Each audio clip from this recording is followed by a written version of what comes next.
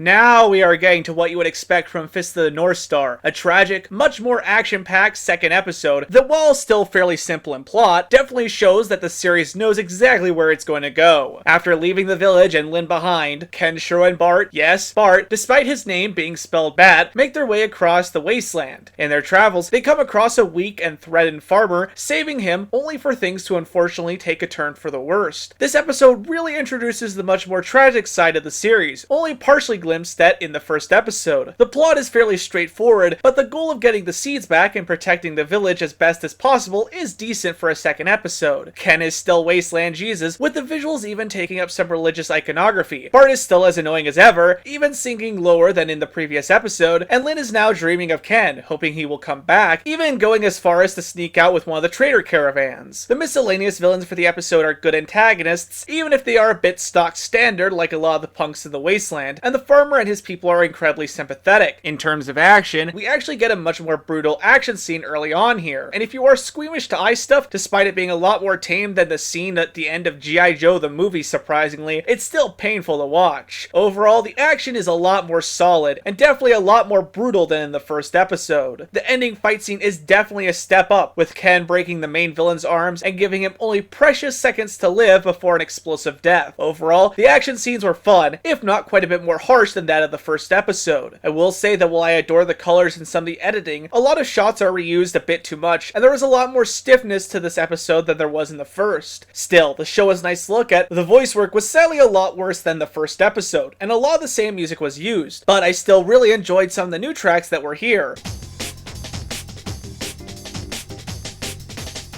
Something's funny. Damn. No! Ken sounds, even if it is appropriate to how he acts, like he is sleepwalking through his role.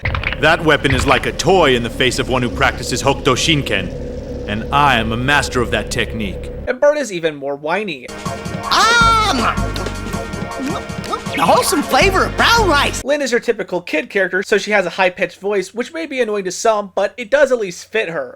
Yes, he will. I know he will. Ken is coming back.